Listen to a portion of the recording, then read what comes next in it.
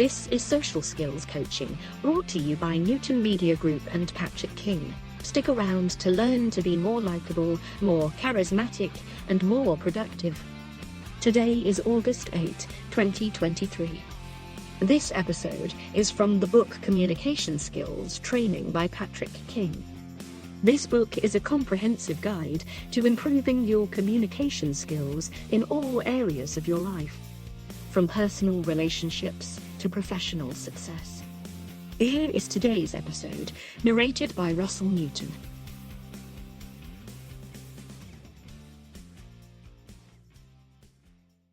So far, we've seen what it takes to have a broadly pleasant conversation. Remove psychological barriers, pay attention to body language, use the rule of three. And by using just these tools, we can be sure of having great interactions with others.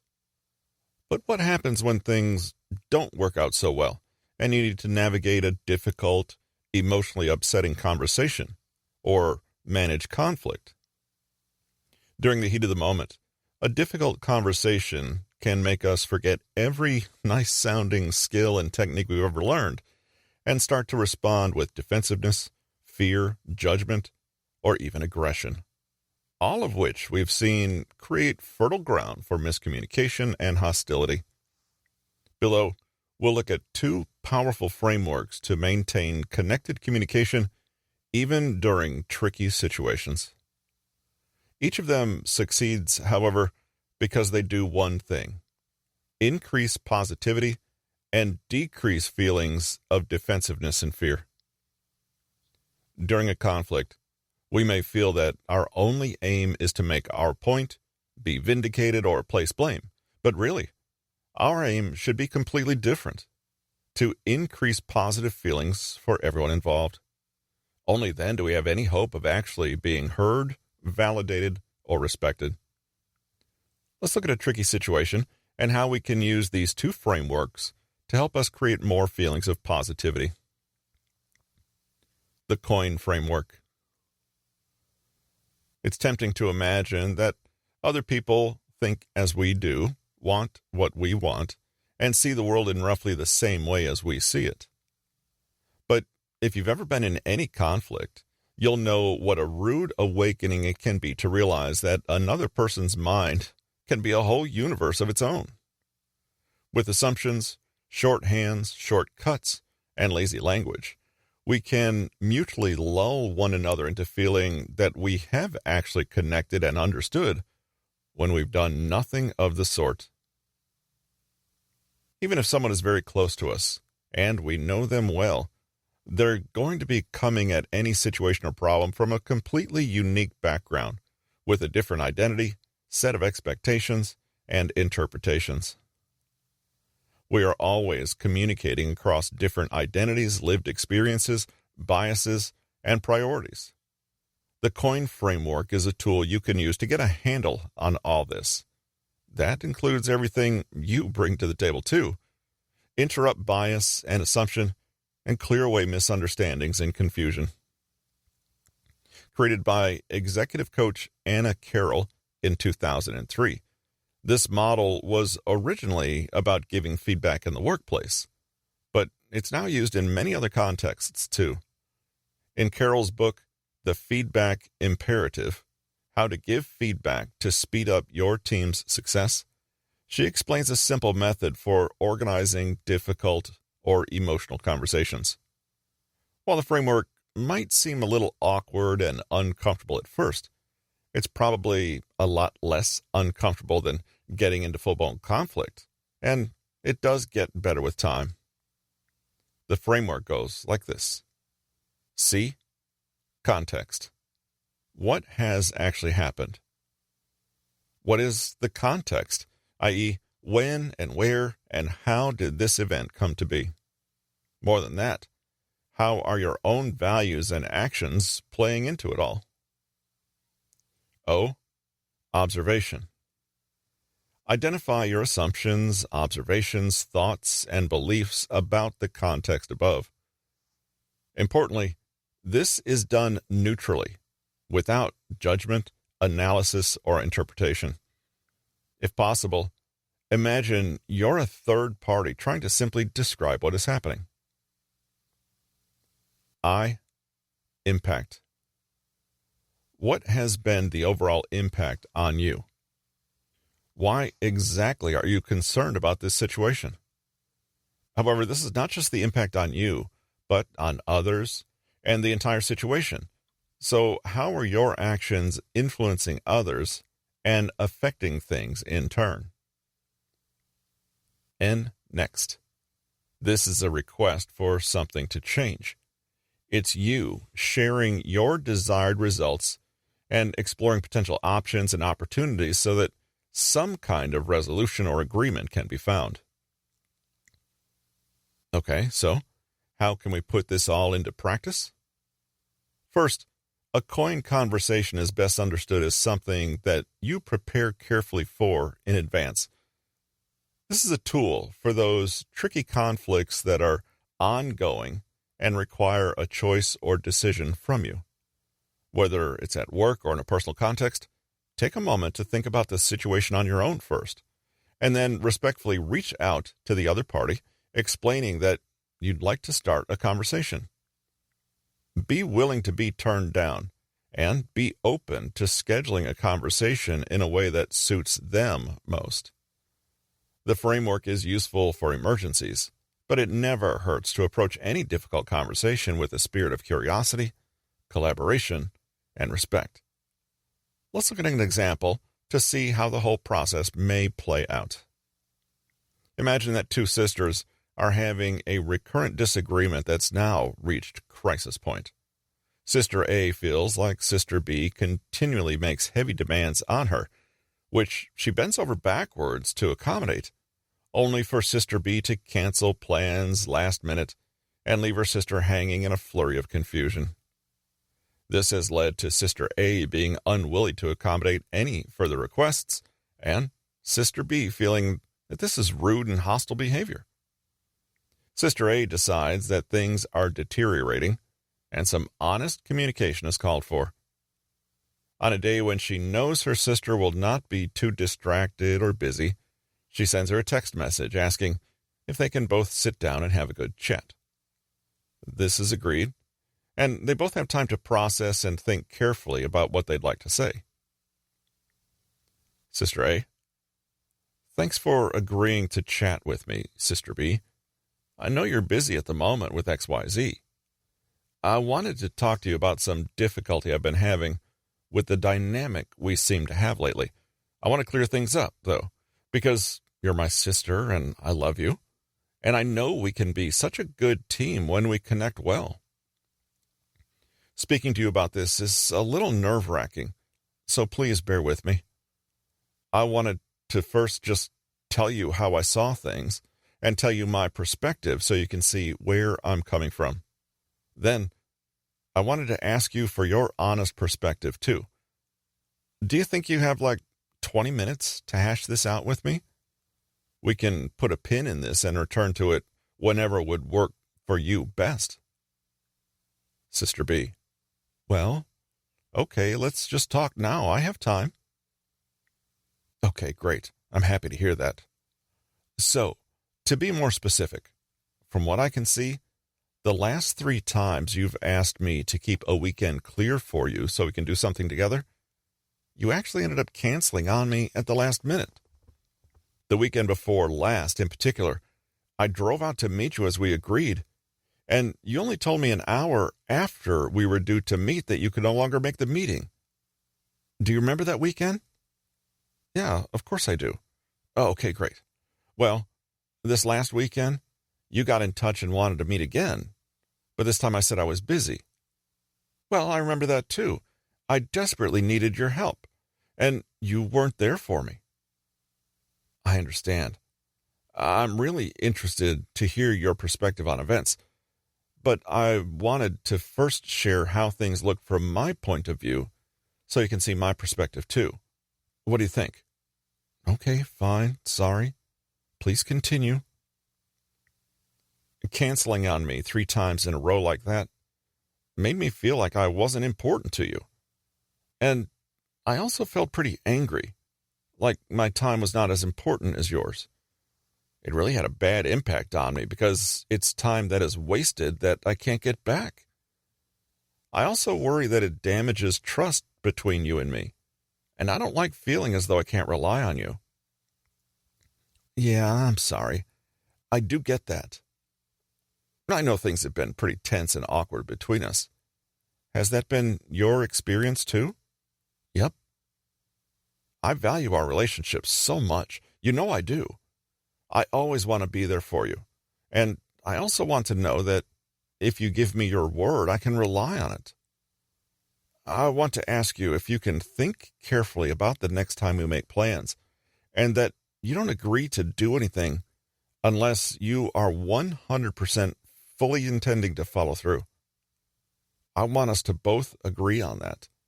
That way, we can both depend a little more on each other and can get rid of some of this awkwardness and confusion.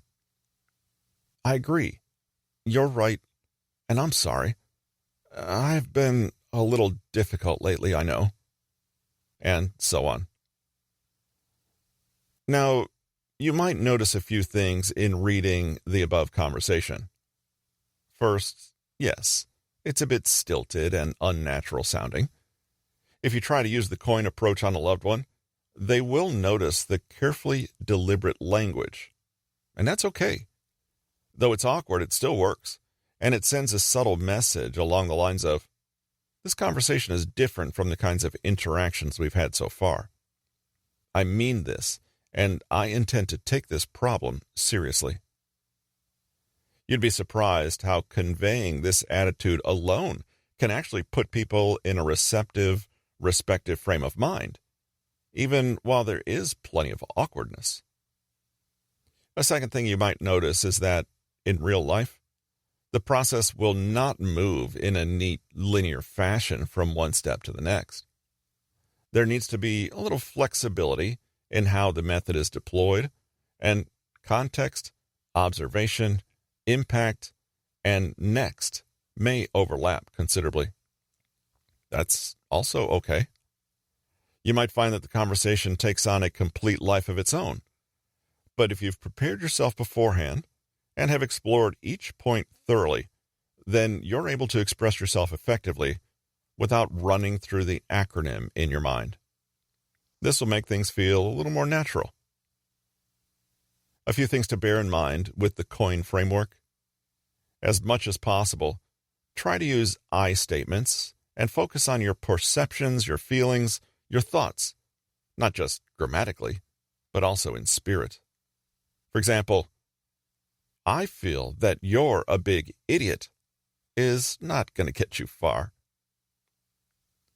Frequently pause during the conversation to confirm that your observations are correct or reasonable. The more you can have the other person agree with you, even if it's only on superficial details like the date an event happened, the more they're primed to collaborate with you in other ways. Create opportunities for them to concur with you. When making a request, be clear, direct, and simple. You want to decrease chances for misunderstanding, but also present your needs and wants without arousing defensiveness. In the above conversation, Sister A makes a point of saying, I want us both to agree on that, to emphasize she's not making a demand, but requesting a joint collaboration for their mutual benefit. Nevertheless, she's being pretty clear. Don't stand me up again. Don't keep repeating yourself. Once ground has been covered and you've been heard, don't return to the same grievance over and over. Be careful about how you phrase your observations, etc. Say them assertively, but with kindness, and then drop it, making space for the other person to respond. Remember your nonverbal body language and maintain eye contact. Keep an open posture. Regulate your voice and use inviting, open hand gestures. Finally, bear in mind that the conversation may still fail. It's a sad fact that even if you do your very best to make your case and express yourself with clarity and respect, the situation may still worsen.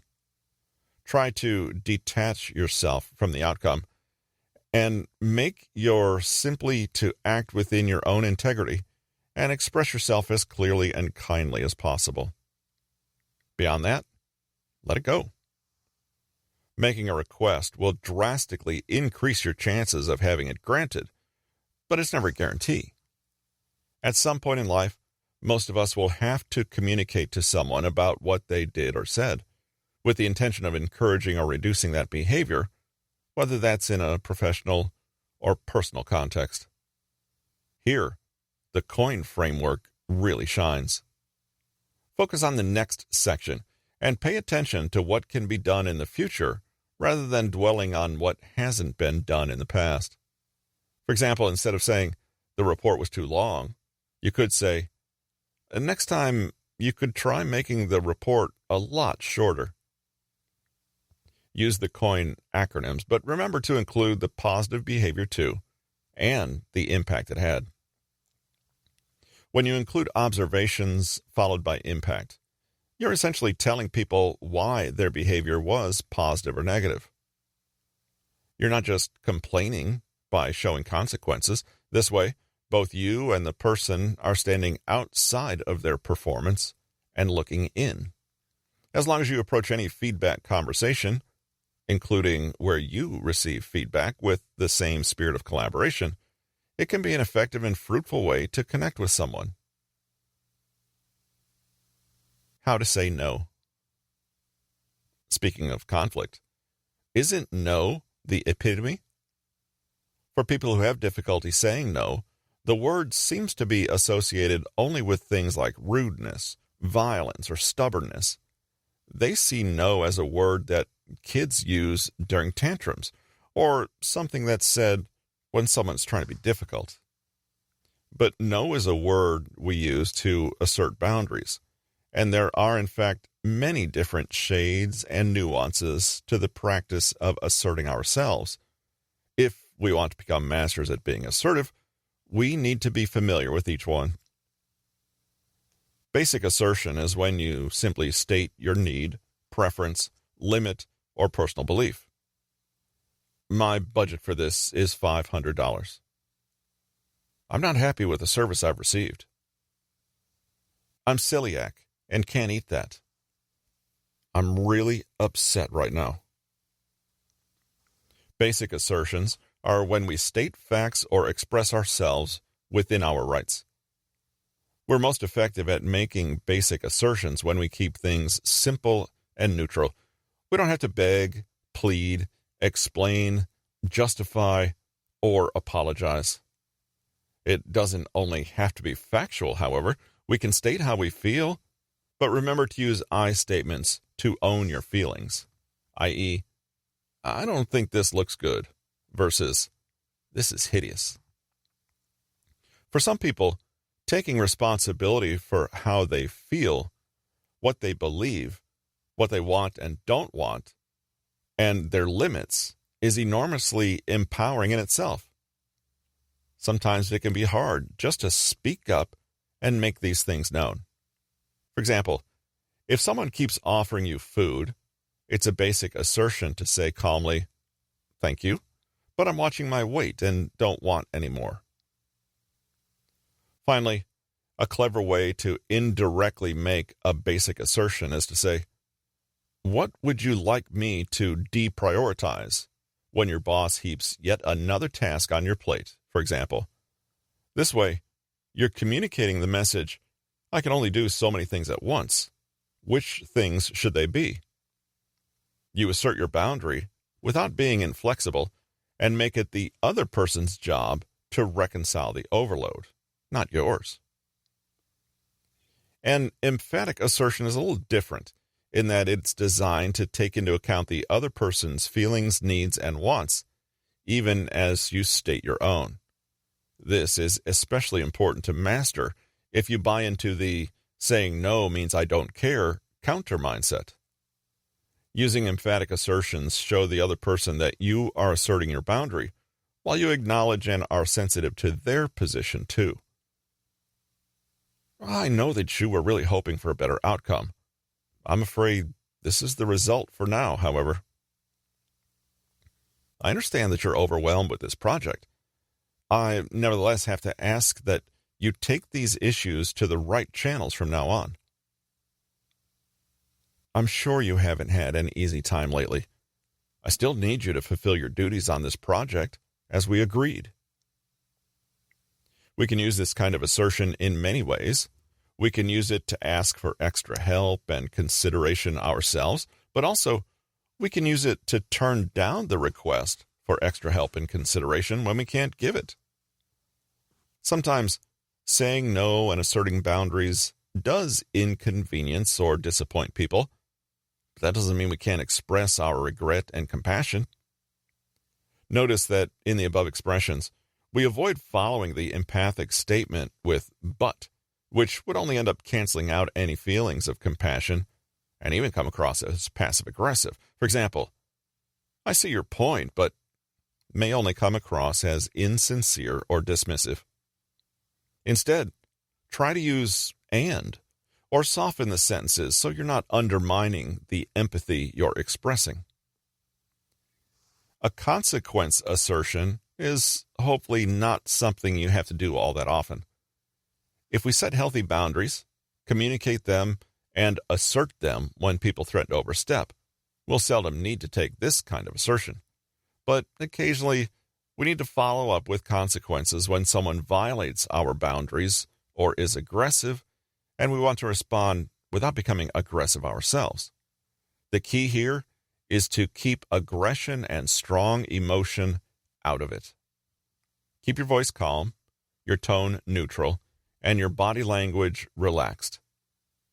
A boundary, remember, is a kind of conditional, i.e., if X, then Y. To assert this is not to make a threat or ultimatum, but merely to state a fact. If you talk to me like that again, I'm going to end the conversation and take some time to reconsider this relationship.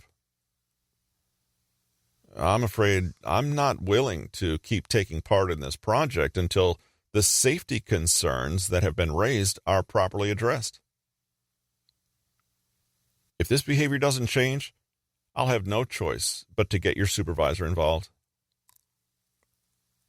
Importantly, consequence assertions are a last resort and come after gentle boundary assertions have been ignored. The thing is, a boundary isn't worth much unless it's actually enforced and there are real consequences for it being violated. Though this kind of ultimatum can be hard to deliver, you may be surprised by how strong you feel afterward. Don't make this kind of assertion unless you actually have consequences to deliver and are genuinely willing to follow through with them. A discrepancy assertion is something you might need to make well before a consequence assertion is necessary. This is simply you pointing out the difference between what was agreed on and what is actually occurring, i.e., there's a misunderstanding, contradiction, or broken promise. We agreed last week that I'd have the final say when it comes to the budget, but now you're asking for a second opinion on those figures. Can you clarify that that is, in fact, what we agreed? When we signed up for that marathon, you promised me you'd train with me every other day, rain or shine. Remember? A discrepancy assertion gives the other party time to respect the agreement or back off from a boundary by reminding them that it's there and that you will not tolerate having it pushed back little by little. Negative feelings assertions are needed when you want to express the emotional impact someone's behavior is having on you. This is not to blame them or make them responsible, but to make them aware of their effect on you and give them time to change. Start by describing their behavior as objectively and calmly as possible, and then clearly explain the impact on you without making sweeping generalizations or judgments. Describe how you feel, and then end with an explanation of what specifically you would like them to do. Don't say, "You never go to sleep when you should, and you keep me up all night, and you make me so groggy in the morning. It sucks." Say, "When you come to bed late, it makes it difficult for me to get to sleep. I end up feeling really exhausted in the mornings. I'd really appreciate it if you could make an effort to come to bed on time in the future, as we agreed." As you practice the above, another thing to keep in mind is that you may need to repeat yourself, except if it's a consequence assertion, in which case you should be prepared to follow through if the boundary is still not respected after that. Try the broken record technique, where you simply repeat yourself calmly and neutrally over and over. This is a good thing to practice, since people who would erode your boundaries often tend to do it by degree, pushing a bit at a time, hoping that your no will gradually become a yes. How to communicate when you don't agree.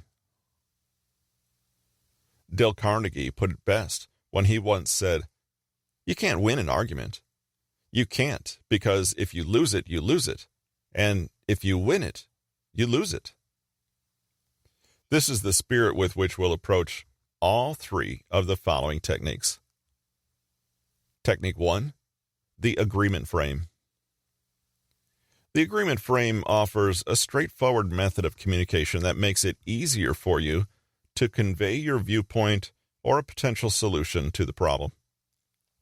It helps the other person release their resistance to your perspective, because you're able to really support their views or values, while at the same time offering them a new choice to take into consideration, yours. There can be no conflict when there's no resistance. So, with that logic, one way to avoid conflict is to lead in such a way that there is as little resistance as possible. Enter the technique called the agreement frame. This is basically a way to present yourself and your message as fundamentally in agreement with the other person. Whether it is or isn't is not the point. You're framing it as though it were. The main principle is to use the words yes and rather than yes but. It's simple, but extremely effective. When people hear but, they hear opposition and resistance. It may be slight and unconscious, but internally, they will gear up to push back against you, or else they'll perceive that you're positioning yourself against them. The agreement frame is a different approach. Let's say your spouse says to you, "The priority right now is to save money, not spend it on expensive gifts for the family." Imagine you disagree with this and are trying to communicate toward some kind of compromise without arousing defensiveness or resistance. Instead of saying, "Yes, but we can still save a little and make sure we get people Christmas presents," you say, "Yes, and we can still save a little and make sure we get people Christmas presents." It's a small change that makes all the difference in the world. Essentially, you're framing your position as one of alignment. If someone perceived that you're broadly on the same side as them, there's nothing to argue about. In this example, wanting to save money and wanting to spend it on Christmas presents for relatives is not set up as a fundamental war. Rather, the two ideas are put together, and the yes and between them expresses that they can comfortably exist in the same universe. You might be thinking, surely this isn't enough to magically dissolve all conflict. After all, there is only a fixed amount of money, and at some point or another, you have to decide to put it toward either presents or savings, right? While this is true, the fact is that so long as you perceive your position and the other person's position as opposites, conflict is inevitable. It's only when you can start to conceive of both positions as compatible that you can begin to think about creative solutions, compromises, and ways forward. In this example, it may be that the solution to the conflict is to do a bit of both. Save some money, but still buy smallish gifts for the family. Here are a few other phrases you can use to create an agreement frame. I respect, and I appreciate, and I agree with, and you might find it valuable to literally say, I'm on your side here, or let's figure this out together. Simply using language that puts you and the other person in agreement somehow will remove resistance and friction enough so that you can start seeing solutions. A variation on this approach is called the Ransberger pivot. This is a principle that allows conflict, once it already exists, to come to a fruitful conclusion. It's a method of communication that was first popularized by Ray Ransberger and Marshall Fritz in 1982. This method is not unlike the agreement frame, since the goal is to find things that both sides can agree on. Here's how it's done. 1. Listen attentively and try to discern the values and emotions behind what is being said. 2. Voice agreement means identifying something in their message that you have in common. 3. Admit misunderstanding, own up to mistakes, and frame conflict as a temporary setback that you're both moving on from. For example, you have a complaint from a customer, and begin simply by hearing their side of things without interrupting or rushing them. To clarify and show that you're paying attention, you might even ask clarifying questions like, what makes this important to you? And, can you tell me more about how you're feeling about XYZ?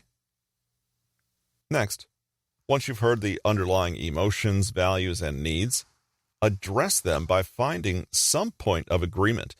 You might say, I know you're disappointed in the quality of the service you received. I'm the same way.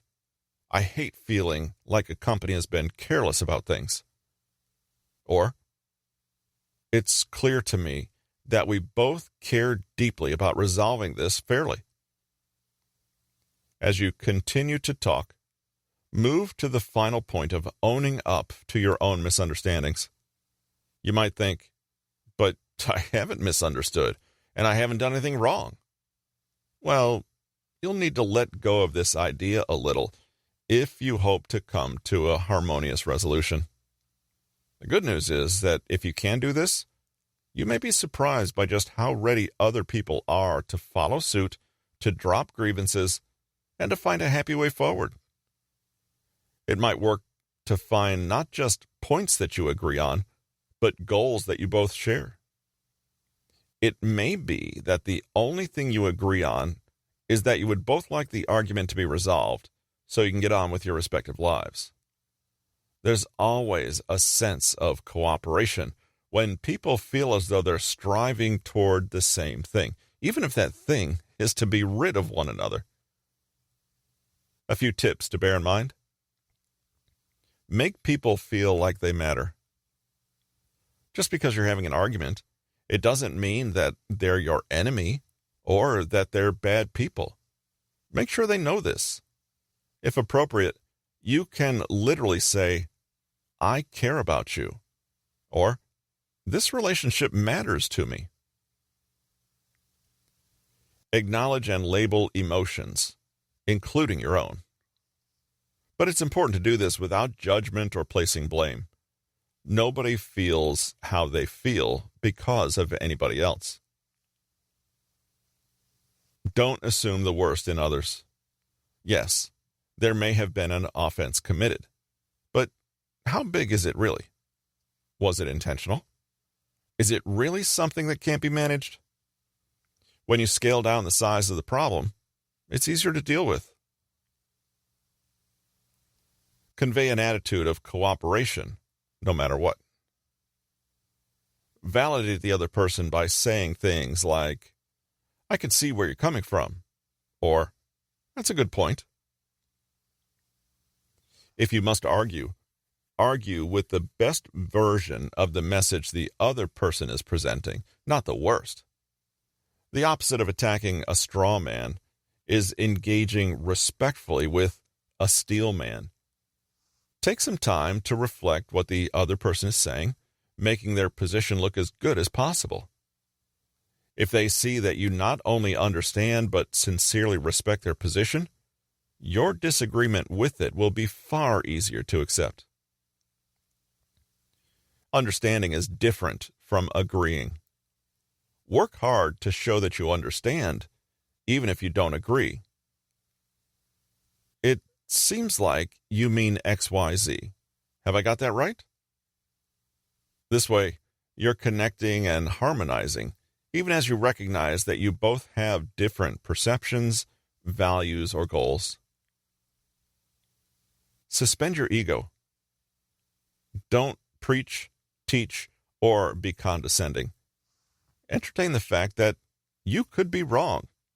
Yes, even you.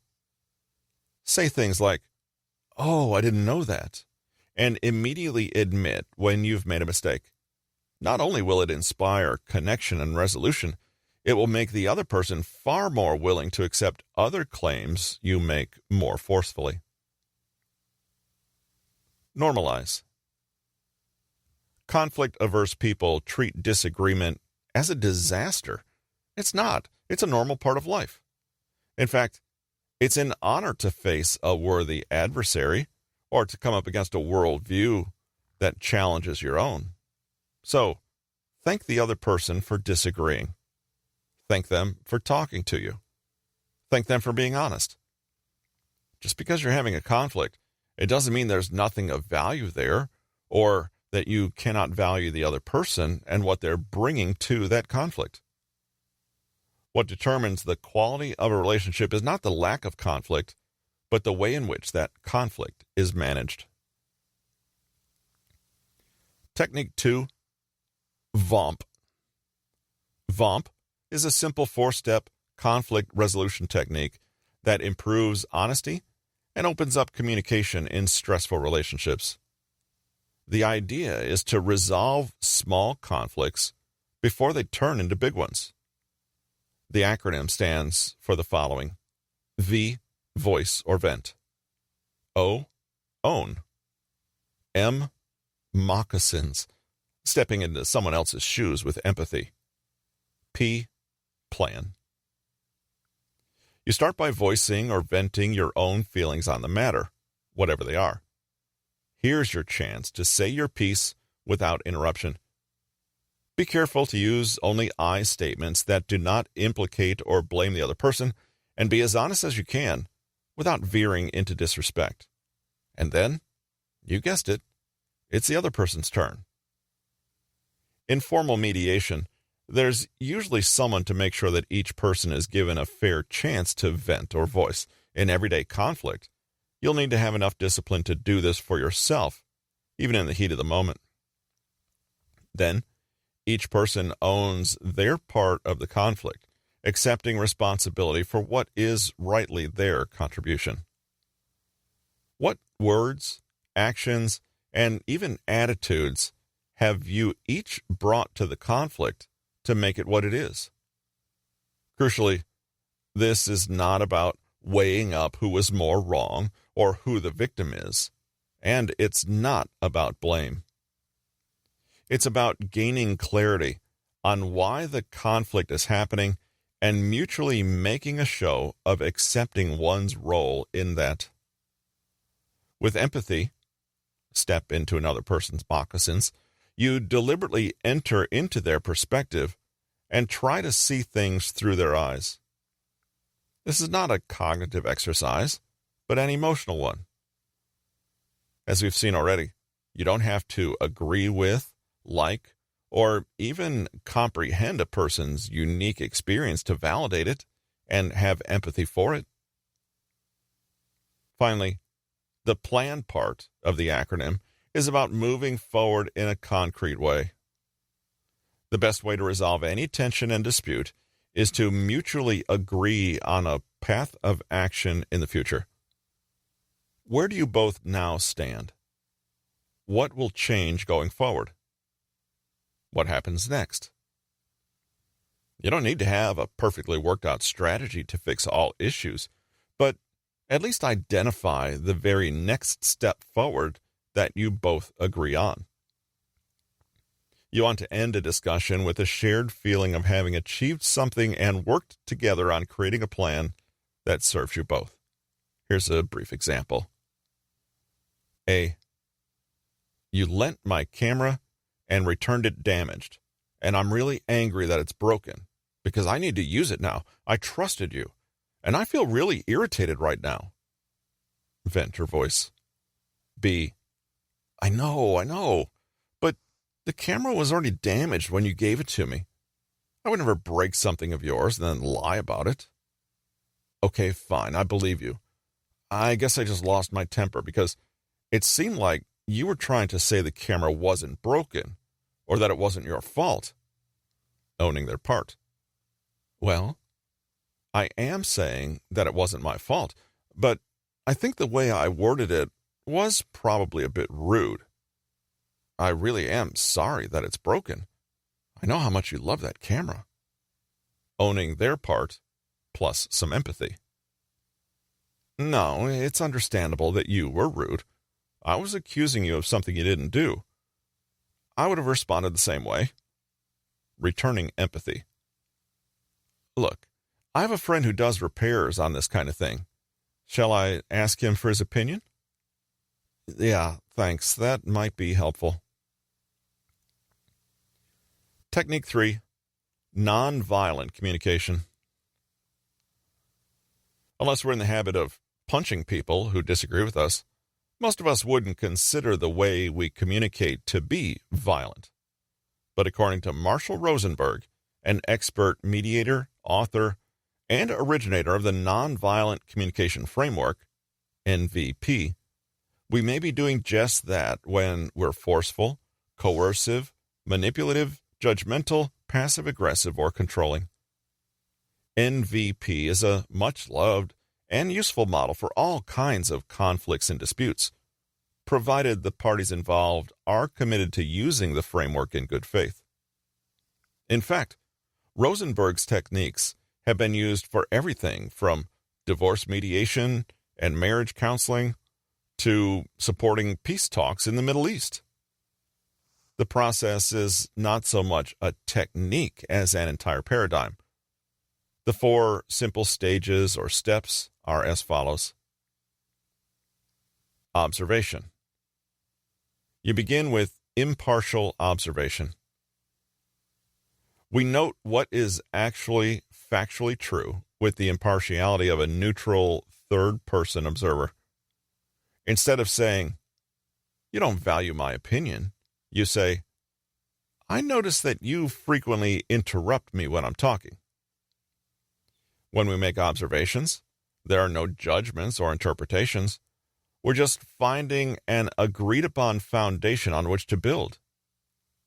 This cannot be done if you are leading with accusations, distortions, and defensiveness. Feelings. You then share your feelings on the above observed facts. Truthfully, it can be quite difficult to tell the difference sometimes. Again, these are emotions that you own. I feel sad instead of, "You're making me so depressed." Of course, we are all interconnected and constantly influence one another, but we do not seek the source or cause of emotions, i.e., other people. We just state what they are. If you fail to take ownership and honestly express your emotions, the other person is more likely to take it personally, and suddenly it's not about you anymore, or fight back and argue.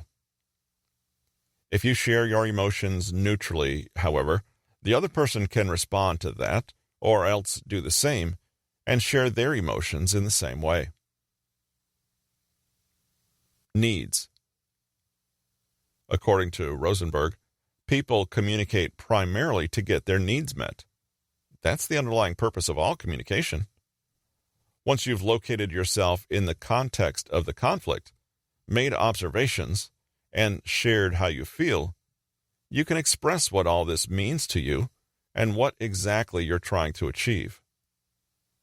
Everybody has needs, and every human shares the same basic human needs: to be heard, to be able to contribute, to be respected, to be valued, to belong, etc.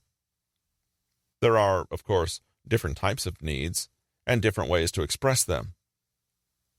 I need you to stop sending me documents in the wrong format is a very specific need, whereas I need you to consider my position before you act is a far more universal one. We also need to take care how we frame our needs, again, not implicating other people. Consider the previous two needs. Both were expressed as something the other person needs to do. Rosenberg would say that this is, in fact, violent. Instead, we should express our needs without coercion, blame, or obligation. I need to receive correctly formatted documents. I have a need to be considered and respected. See the difference? Requests. Only once the previous three bases have been covered is it a good idea to move on to requests of others. Too many people have conversations that begin with demands and expectations. This seldom works. Rather, let the request come naturally from you expressing your need. I have a need to receive correctly formatted documents. This lets me do my job more quickly and easily. Can I ask that you only send me documents that fit the specifications I've given you? While the previous steps are about observation, listening, and expressing, this step is about making a direct request for change or action on someone else's part. Requests have the best chance of being met when they're expressed as naturally connected to observations, emotions, and needs, when they're reasonable and realistic, and when they're presented as a request and not a demand. The most important thing here is that requests are just that, requests. The other person is never obliged to comply. Even if you have a universal need, I need to not be abused or mistreated, that doesn't strictly entitle you to force this behavior from someone else. You might be wondering then, what happens if someone refuses your request?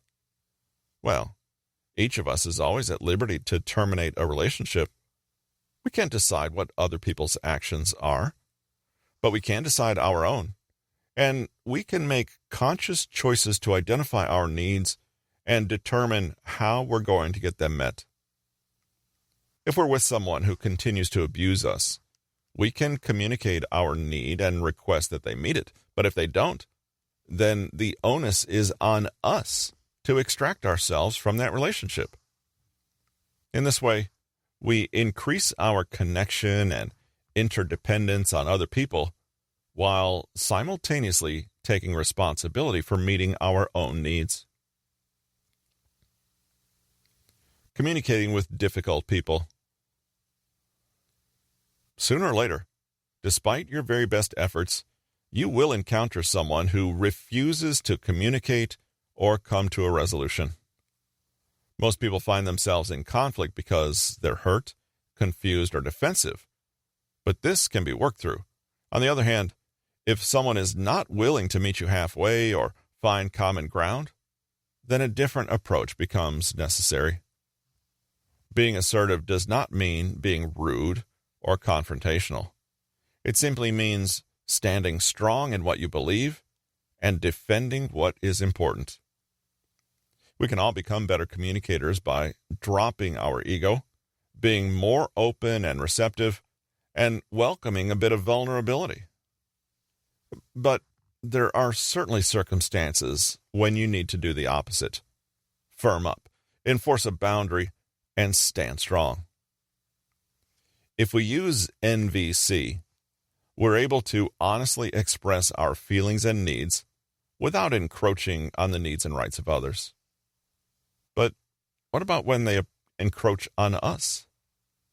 Here are 2 quick techniques to protect yourself and stand your ground while still respecting the other person. Fogging. When dealing with an upset and non-cooperative person, it doesn't make sense to try to engage, so don't. Fogging means calmly going along with aggressive people so as not to further encourage any defensiveness or argument. In effect, you're making yourself a smooth, gray, boring surface onto which nothing sticks. That way, the strong feeling has to pass eventually. In the meantime, you haven't upset yourself or prolonged the conflict.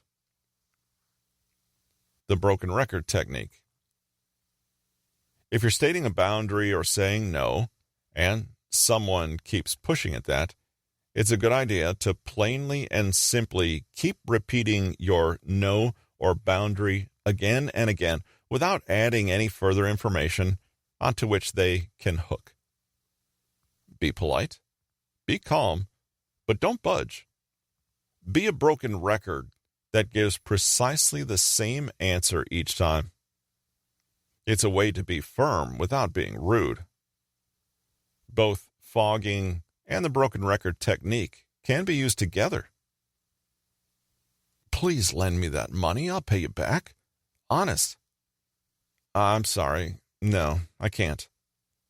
But why not? I don't see what the big deal is. You're making it seem like I'm asking you for a kidney. Uh-huh. So, will you give it to me? No, sorry. I can't lend you the money. I can't believe this. You're being so rude. You've always been stingy like this. I bet you love lauding it over me. Well, I don't need it. Not from you, anyway. Okay. Typical. And it's not even that much I'm asking for. So, what do you say? Come on, please? I can't give you the money. Sorry. As you can see in the above exchange, one person is valiantly trying to coerce, pressure, and guilt the other into doing what they want. But the person is holding strong, without being rude. By combining neutral and even bland responses, okay, with the broken record message of saying no, eventually the other person runs out of steam and gives up. The trick here is to constantly maintain a calm, composed demeanor that is non-reactive. If you lose your temper or get hooked into arguing over details, the conversation will only escalate. Don't take any bait. Naturally, as soon as you can, remove yourself as far as possible from people who push boundaries this way. The 6-step apology. Of course, it's always possible that you could be the one who is the main cause of the conflict. We'll end this chapter on what just might be one of the hardest communication skills to master, the art of apology. If you truly listen and are open and respectful, you'll find that conflict of all kinds diminishes in your life. But none of us are perfect, and sometimes we'll find ourselves needing to smooth over ruffled feathers, accept our culpability, and make a clear show of our remorse and our willingness to put things right. According to Roy Lewicki, a former professor emeritus of management and human resources at the Fisher College of Business at Ohio State University, there is a 6-point narrative framework that every excellent apology ought to follow. Lewicki is a renowned authority on the art of negotiating and spent years studying what constitutes a good apology.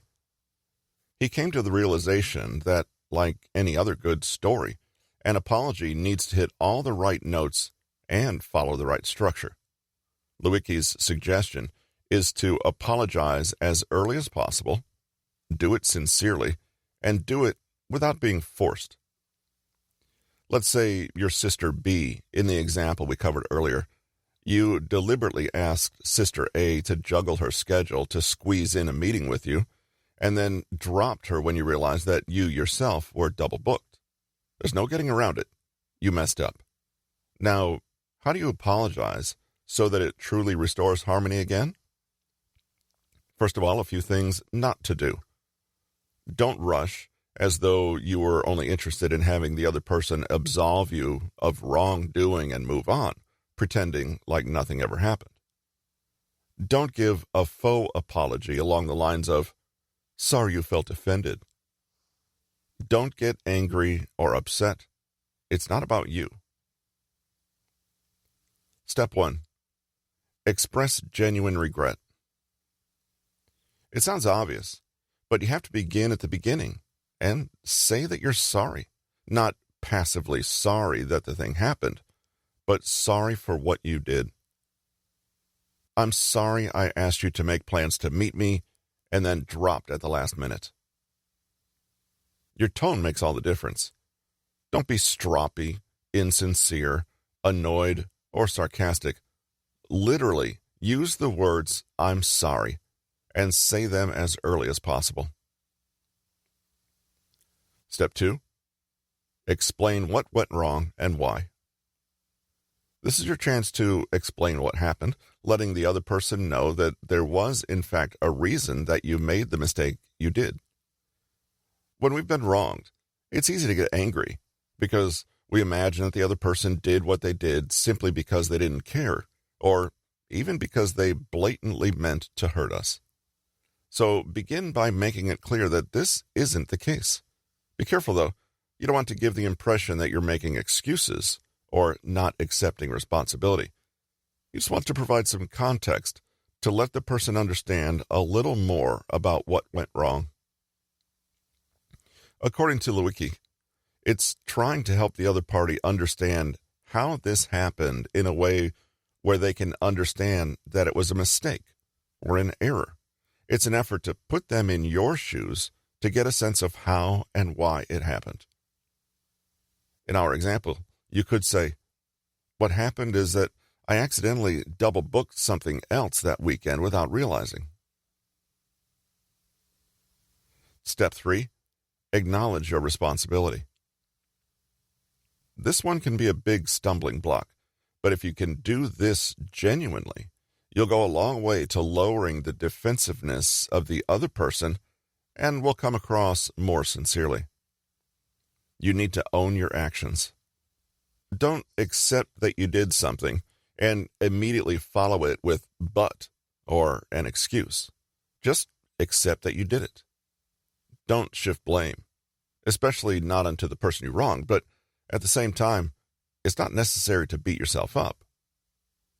It sounds cheesy, but it can be therapeutic for someone to hear another person say, "I was wrong. I accept responsibility for that." Be crystal clear about the role you played. Try not to make it seem like your actions are just a silly misunderstanding or an accident that isn't really your fault. For example, "It's my fault.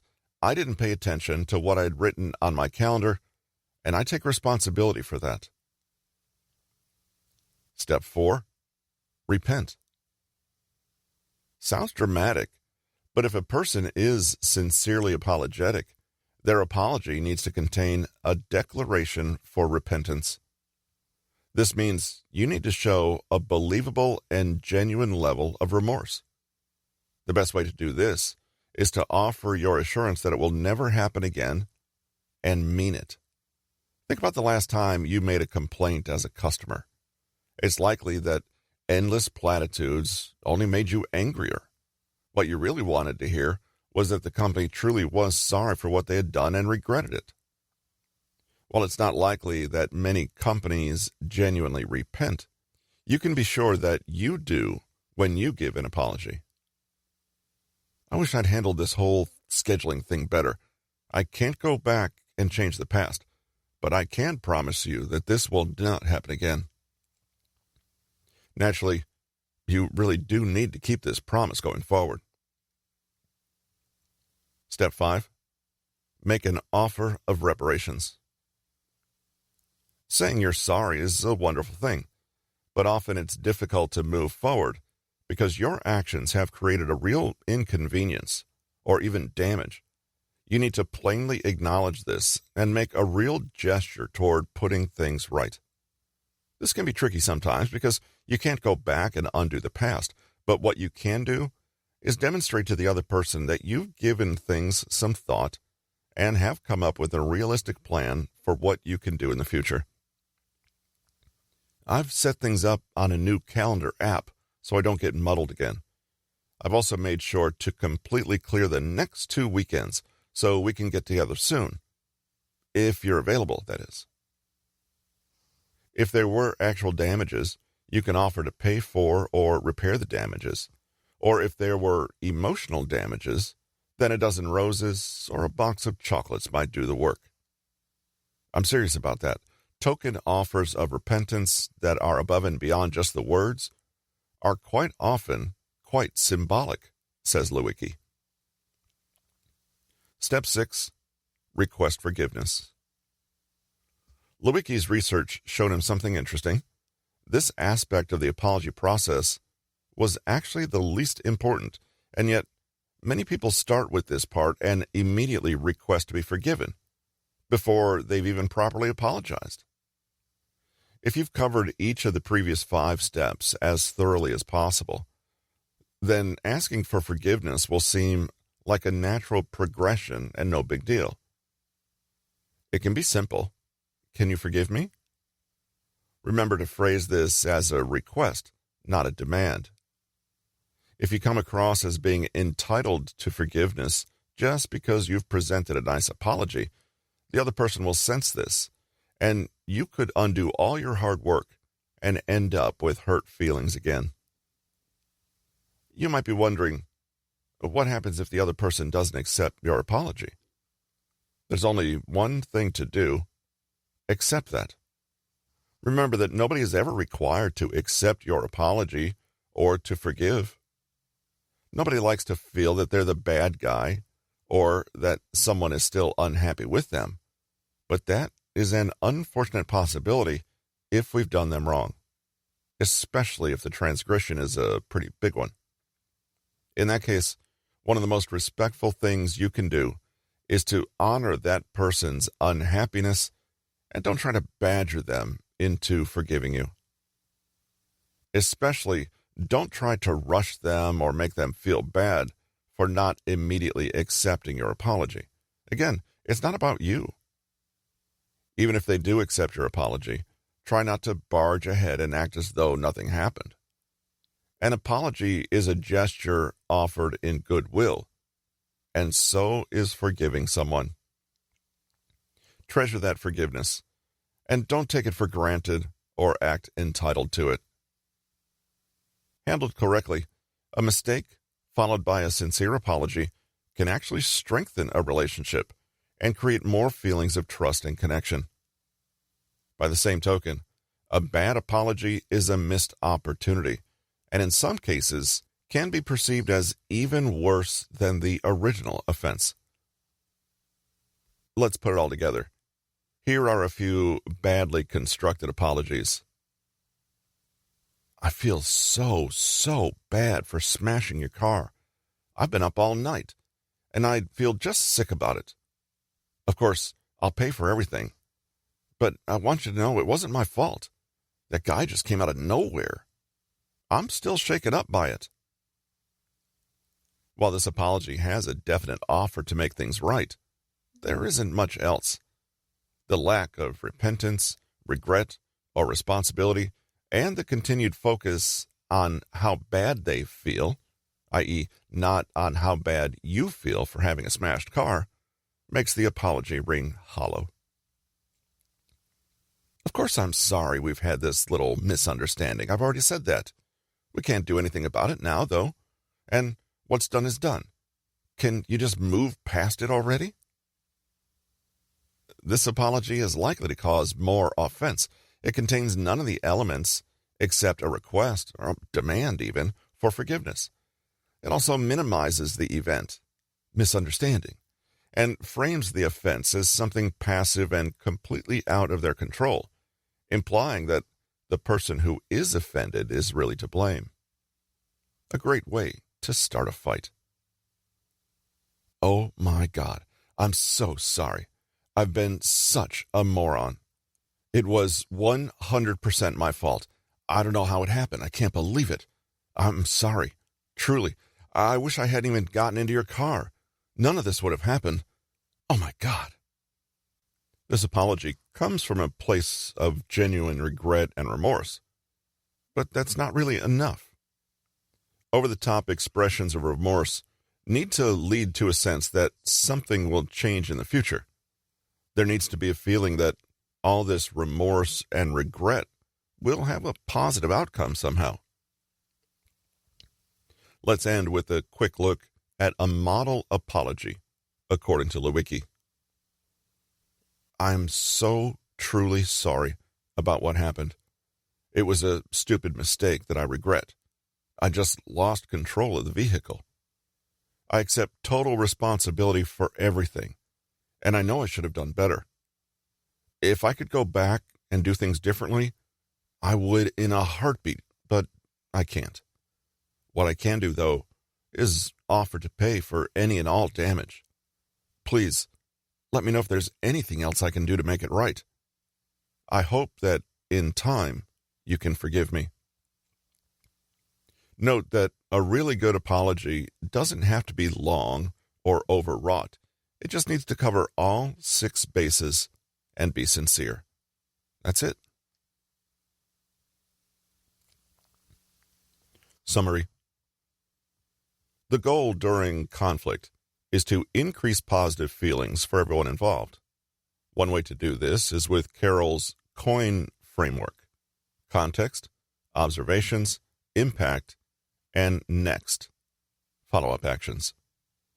Use plenty of I statements, pause often, and be as clear and direct as possible. When giving feedback, focus on what can be done in the future rather than what has already been done. There are many ways to navigate communication when you disagree. The agreement frame helps the other person realize their resistance to your perspective because you're able to really support their views or values first and seek common ground that puts you on the same team. The art of saying no includes understanding the different kinds of assertions, including basic assertions, statements of facts and limits, empathic assertions, asserting needs and limits whilst acknowledging others with kindness, consequence assertions, following through with consequences of not respecting your boundary, discrepancy assertions, drawing attention to difference between what was agreed and what is happening, and negative feeling assertions, owning your own emotions and stating them. VOMP is another technique and stands for voice or vent, own, moccasins, and plan. Say your piece and allow the other person to say theirs. Own your part in the conflict, show empathy for their perspective, and then move forward with a concrete plan on how to act in the future. Marshall Rosenberg's nonviolent communication is about making neutral observations, expressing feelings with I statements, sharing needs, and making reasonable and respectful requests. If none of these 3 techniques work, you can manage a difficult person by fogging, being as neutral and non-reactive as possible, or repeating boundaries like a broken record until they lose interest.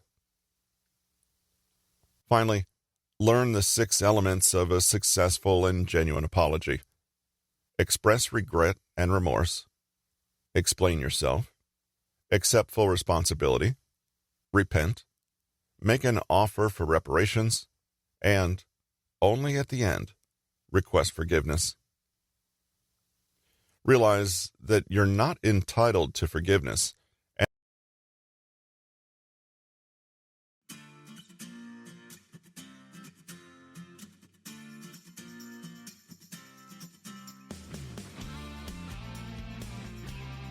That's this week's episode of Social Skills Coaching. Don't forget to join us next week for another episode. Thank you for listening.